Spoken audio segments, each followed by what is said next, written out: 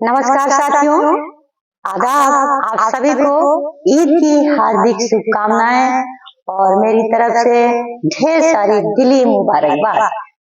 Happy Eid all the friends. और आप सभी लोगों का आज मेरे YouTube चैनल में स्वागत है। ईद के इस मौके पर हम सब ने एक कहानी पढ़ी थी बचपन में, ईदगाह, जिसे लिखा है मुंशी प्रेमचंद जी ने। तो मैं आप लोगों के साथ उस कहानी को शेयर करना चाहती हूँ और एक छोटा सा निवेदन, छोटी सी गुजारिश, यदि वीडियो पसंद आए तो लाइक कमेंट शेयर करके हमें जरूर बताएं। और मैं इसके हौसला अफजाई के लिए आप लोग लाइक जरूर करें और चैनल पे अगर नए नए जुड़ रहे हैं तो चैनल को सब्सक्राइब करना ना भूलें। तो पूरी कहानी सुनने के लिए बने रहें, वीडियो लास्ट तक देखें और लास्ट में हम बताएंगे कि इस कहानी का उद्देश्य क्या है।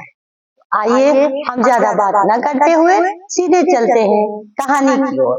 कहानी का शीर्षक है ईदगाह। जैसा कि आप सभी लोग जानते हैं, 30 रमजान पूरे होने के बाद ईद का त्योहार मनाया जाता है और ईद के त्योहार में सभी लोग नए नए कपड़े पहनते हैं, ईदगाह जाते हैं, खुशी खुशी सभी लोग वहाँ पे नमाज अदा करते हैं और एक दूसरे को ईद की मुबारकबाद देते हैं, गले मिलते हैं। बच्चे हमारे ईदगाह में इकट्ठा होते हैं मेला देखने के लिए। तो आइए हम कहानी के माध्यम से आपसे ईदगाह के बारे में बात करते हैं। तो एक बूढ़ी माँ अपने पोते के साथ एक गांव में रहती हैं, जिनका नाम आमिना है और उनके पोते का नाम हामिद है। क्योंकि बचपन में ही हामिद के माता पिता गुजर गए और उनकी परवरिश उनकी दादी माँ ही करती है। तो 30 रमजान पूरे होते हैं और ईद का दिन आता है। सभी बच्चे खुशी से झूम उठते हैं। सभी बच्चे अपने अपने नए नए कपड़े, नए जूते और सब ईदगाह जाने की तैयारी में लगे होते हैं। तो यहाँ पर हामिद की दादी माँ आमिना रब से यानी ईश्वर से ये दुआ करती है कि बताइए, आज हर बच्चा नए कपड़े पहनेगा, अच्छे से बाजार जाएगा और अच्छे से ईदगाह जाएगा, खरीदारी करेगा, मिठाइयाँ खाएगा, खिलौने लेगा। पर हमारे पास तो इतने पैसे भी नहीं हैं कि जो है मैं हामिद को इतने सारे पैसे दे दूं ताकि वो वहाँ पे जा करके शॉपिंग कर सके, अच्छे से मेले को देख सके, एंजॉय कर सके। और ना ही मैं इसके साथ, क्योंकि उसके घर में कोई है नहीं बड़ा बूढ़ा, हर बच्चे के साथ उसके पापा जा रहे हैं, बच्चे अपने पापा के साथ ईदगाह तक जा रहे हैं। तो दादी इस अफसोस में है कि आज हामिद कैसे जाएगा ईदगाह, और मैं यदि ईदगाह जाती हूँ तो घर पे सेवइयां कौन बनाएगा, और मेरे पास इतने पैसे नहीं हैं कि मैं हामिद के साथ ईदगाह जाऊं और वापसी में ये सारी तैयारियां करके लेकर आऊं और तुरंत सेवइयां बना। तो पैसे की बहुत कमी है, तंगदस्ती है, गरीबी हालात में। अब दादी माँ बच्चे को समझाती है तो बच्चा बोलता है ठीक है।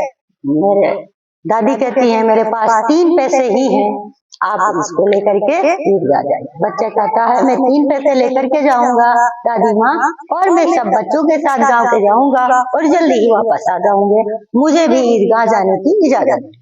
दादी माँ आखिरकार हामिद को इजाजत देती है और हामिद अपने साथियों और दोस्तों के साथ ईदगाह की ओर रवाना होता है।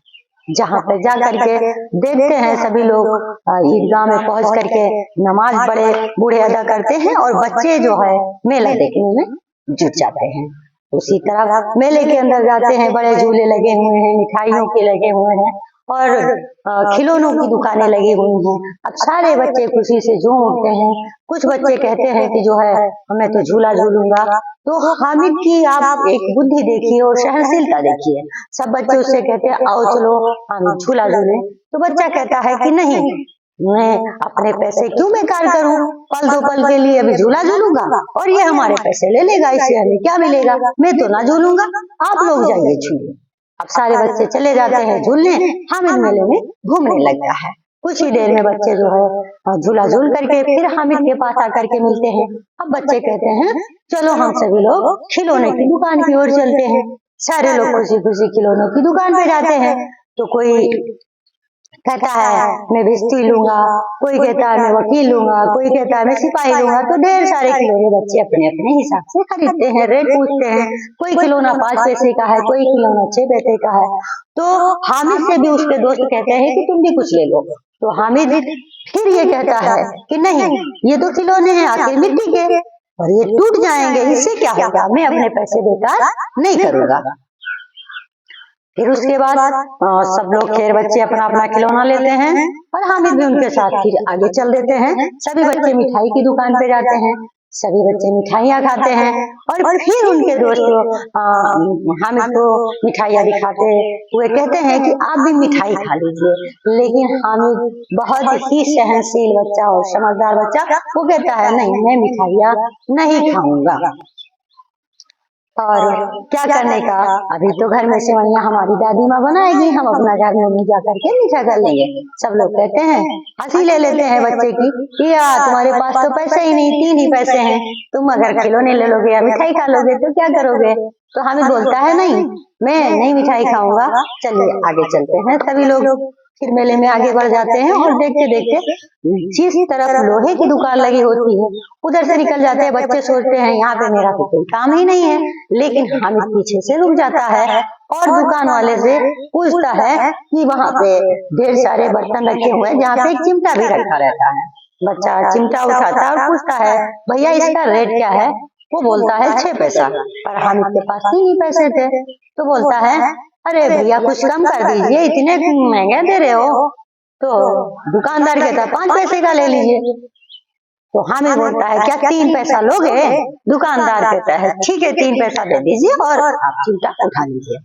अब हामिद चिमटा उठाता है और बड़ी शान के साथ अपने कंधे पे रखता है और चल देता है दोस्तों की ओर। मानो उसने अपने कंधे पे बंदूक रखी हो और एक सिपाही की तरह चल पड़ता है। जब उसके साथी उसे देखते हैं तो हंस पड़ते हैं कि ये क्या तुम लेकर के आ गए, हम लोग तो खिलौने लाए हैं, इसका लोहे का चिमटा तुम क्या करोगे। तो हामिद बोलता है कि आपका भिश्ती क्या हमारे खिलौने से लड़ सकता है, वकील लड़ सकता है नहीं ना, अभी आप जमीन में फेंको, आपका खिलौना टूट जाएगा और मेरा चिमटा तो नहीं टूटेगा। उसका एक दोस्त केला लिए होता है तो थोड़ा सा इम्प्रेस होता है और वो बोलता है क्या आप अपना चिमटा मुझे खेल देखने के लिए दोगे, अगर दे दो तो आप केला खा लो। अब हमें सोचता है मुझे भूख तो लगी है, तो वो कहता है हाँ आप देख लीजिए। तो दोनों लोग एक दूसरे से ट्रांसफर करते हैं, देख लेते हैं। अब इसी तरह सारे बच्चे उससे इंस्पायर होते हैं। तो सभी बच्चे कहते हैं थोड़ी थोड़ी देर हम लोगों को भी अपना चिमटा देखने को दे दो। हामिद कहता है नहीं। तो बच्चे चिढ़ाने लगते हैं और कहते हैं कि जो है अभी आपका जो चिमटा है इसका तो मुंह आग में जलेगा। तो हामिद कहता है बहादुर लोग ही आग में कूदते हैं और कमजोर नहीं कूदते हैं। तो इस तरह से कमेंट करते हुए धीरे धीरे चलते हुए घर को अपने पहुंच जाते हैं। सभी अपने घर पहुंच गए, बच्चे खेलने लगे, सबके खिलौने टूट गए। तभी हामिद की दादी माँ जो आमिना है वो घर में बैठी इंतजार कर रही होती हैं और वो सोचती हैं कि अभी इतना देर हो गया है और हामिद अभी आया नहीं। तभी अचानक हामिद पहुंचता है कंधे पे बढ़िया चिमटा रखे हुए। दादी देख करके खुश हो जाती हैं कि आ गया मेरा बच्चा, और तब उसके कंधे पे वो देखती हैं कि वो तो चिमटा लेकर आया हुआ है। तो दादी पूछती है अरे इसको क्या करोगे, तुम मेले में पूरा दिन बिता दिए, कुछ खाए नहीं। तो बच्चा बोलता है नहीं दादी, जब आप खाना पकाती थी तो आपके हाथ जल जाते थे, इसलिए मैं ये चिमटा लाया हूँ। दादी ये सुन करके पोते की बात उसको सीने से चिमटा लेती है और उसको प्यार करने लगती है। दादी रो रही है और उसका हामिद वो छोटा सा बच्चा बुजुर्गों की तरह अपनी दादी को समझा रहा है। तो देखिए यदि बच्चों को अच्छी परवरिश मिली हो और जरूरतें सब कुछ सिखा देती हैं, तो आप लोग को इस कहानी से क्या सीख मिली हमें कमेंट करके जरूर बताएं। और ईद की पुनः ढेर सारी शुभकामनाएं। अगली वीडियो में फिर मिलेंगे, तब तक के लिए नमस्ते, आदाब।